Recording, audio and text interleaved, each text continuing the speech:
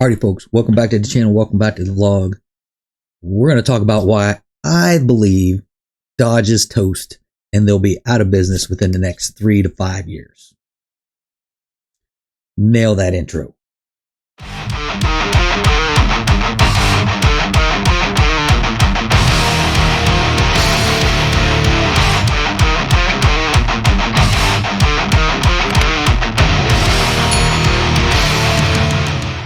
Alright folks, welcome back to the channel, welcome back to the vlog. Now, this is all my opinion. I have no facts to back this up. No one has said anything. Dodge hasn't said anything. Stellantis hasn't said anything. This is just my opinion of the way I currently see things going. And here's two things we're going to talk about. We're going to talk about the current state of dealerships. We're going to try and stay away from discussing the bad deals and all of that, though that's part of this. And the second part we're going to talk about is what Stellantis and Dodge are doing as a whole, and why I think Stellantis is kind of pushing Dodge out the door. So first, let's talk about dealerships. First things first, if you go to a CDJR and look at the lot, and that's Chrysler, Dodge, Jeep, Ram, that's as a whole. You go to one of those dealerships, I guarantee their lots are full of cars, Jeeps, Rams, Scat Pack, you name it, Hellcat Scat Packs, RTs, 5.7s, GTs, SXTs. They're full of Hornets. You name it. You go to a dealership and they're packed. Why? Because the cars aren't selling. Now, why they're not selling? Part of that is because of the dealerships, right? You saw it on TK's Garage. You saw it on Butter to Insiders, his channel. You've seen them on OC Motivator's channel. These dealerships are just ridiculously trying to mark up prices that have already gone up significantly in the last 5 years, and we'll get to that when we talk about what Stellantis is doing. More Stellantis than Dodge, but we group them in one spot. We'll talk more of that in a few minutes. But back to the dealerships is the ridiculous markups, the ridiculous deals that they're doing, the underselling from people that they're doing, just the shady and a lot of illegal things that these dealerships are doing is just ridiculous, and it's really turning people off to the brand Dodge.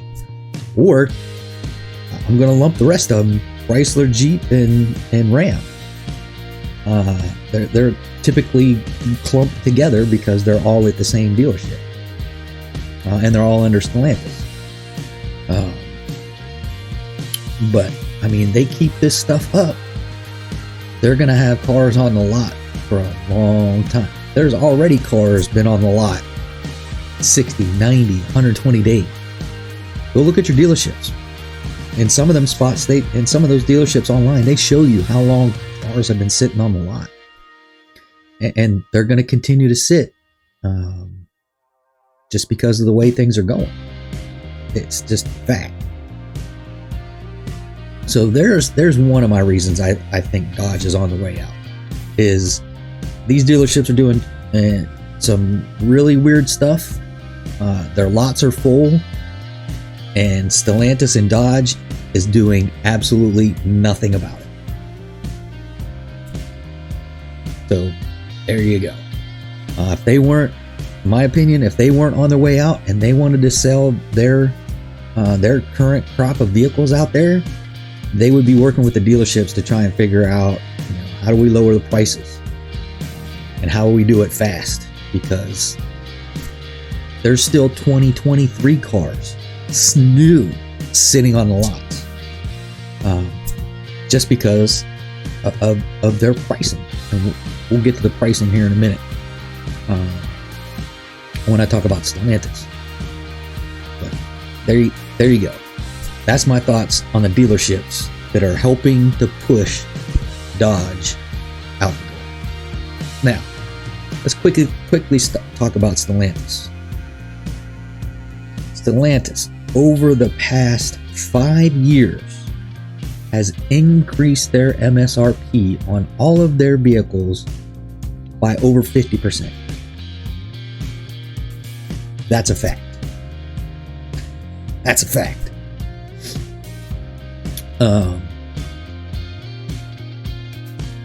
And that's just passed on to the dealerships, right? So some of the pricing's not all the dealership's fault. Some of it's Stellantis' fault because they've increased over 50% in the last 5 years. So if you're not trying to push someone out the door, you wouldn't raise your prices over 50% over the past few years. Again, in my opinion, this is just what I see and what I'm thinking. Some of y'all may have another opinion. If you do, hey, shoot it in a comment. Let me know what you think. The second thing Stellantis and Dodge is doing is they're going to an EV market that is tanking, that is just not there to sell electric vehicles, especially right now, other than Tesla. All right, we'll set Tesla aside. They're a different entity. But if you look at all of the other EVs out there, Ford, Chevy, some of the Japanese ones, Honda, they're just not selling. And what does Stellantis do? Dodge start making all electric vehicles. I mean, what? Nobody wants to buy electric vehicles. Like I said, they're just not selling. Ford and Chevy both said they're stopping the production of their EV vehicles. So there you go, folks. Along those lines too, the Hornet. Oh, we want to jump into, this small SUV, or what do they call them, CUVs, or whatever they're calling them nowadays, with the Hornet. Go to your dealership, see how many Hornets are sitting on a lot. I'd venture to say all of them. All of the ones that the dealers bought or leased, however the dealership runs their business. I would venture to, because me driving around town here in DC, and there's a lot of traffic in DC, I don't think I've seen one Hornet on the road at all. I don't know about you guys. Let me know in the comments if you've seen any Hornets driving around in your area. But I haven't seen anyone driving around in Hornets. And the Hurricane. So let's move on to the Hurricane. Okay, so we'll still make gas powered engines, but we're gonna make the inline six, and we're gonna give you all the Hurricane.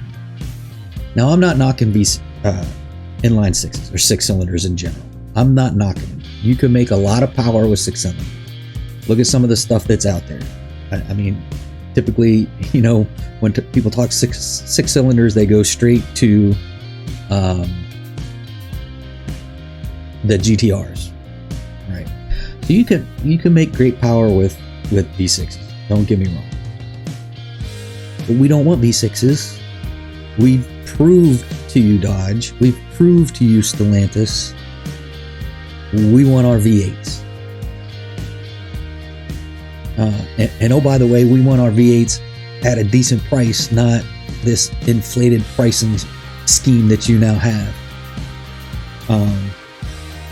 But there you go. There's all of my reasons why I believe Stellantis is pushing Dodge out. They don't want to pay the fines. They don't want to pay Tesla for EPA credits. They've done it in the past, up until now.